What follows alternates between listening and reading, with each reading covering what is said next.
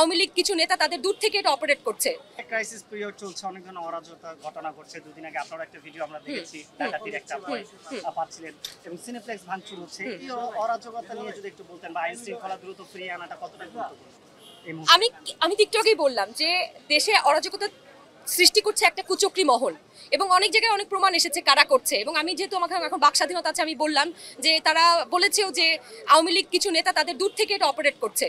দূর থেকে তারা অনেকেই বলছে যে আওয়ামী লীগরা নিজেরাই তো বাঁচতে পারছে না, তারা কিভাবে মাঠে আসবে, কিন্তু না, তারা দূর থেকে অপারেট করছে। বাংলাদেশ মোবাইল চলে, আপনি একটা ফোন দিয়ে যদি বলেন ওখানে আক্রমণ করেন, এটা কিন্তু খুব বেশি কঠিন কাজ না, এবং এটা প্রমাণ পাওয়াও গেছে।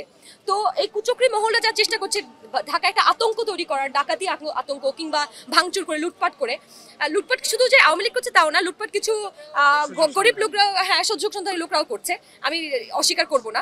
কিন্তু আওয়ামী লীগ একদম উদ্দেশ্য প্রণোদিতভাবে চেষ্টা করছে দেশে একটা অস্থিতিশীল পরিস্থিতি তৈরি করার, যেটা তারা বলবে যে শেখ হাসিনা ছাড়া আমাদের দেশ একদমই অচল, আমাদের দেশ তাকে ছাড়া চলবেই না, আমরা হিন্দুদের উপর বা মাইনরিটিসের উপর আমরা আক্রমণ করছি, হুইচ ইজ অ্যাবসলিউটলি রং। তারা বরঞ্চ যখন হিন্দুদের উপর আক্রমণ করে আমাদের মুসলমান হিন্দুর ভ্রাতৃত্বও বাড়িয়েছে, আমরা এখন মুসলমানরা যে প্রোটেক্ট করছি হিন্দুদেরকে। So it's a very positive point. আমরা বাংলাদেশকে কোনোভাবেই আসলে আটকে রাখা সম্ভব না এখন আর। আমরা তো রক্ত দিতে শিখে গেছি, আমরা দেশকে ভালোবাসার মজা শিখে গেছি।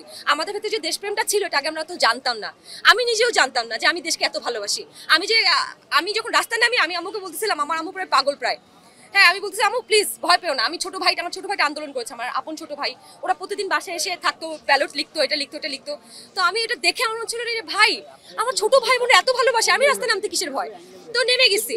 তো এখন যেহেতু তারা ভালোবেসে ফেলছে দেশকে এত, এবং সবার ভেতর যে একটা ম্যাসিভ দেশপ্রেম জেগে গেছে, এখন এই দেশকে থামানো সম্ভব না ইনশাল্লাহ।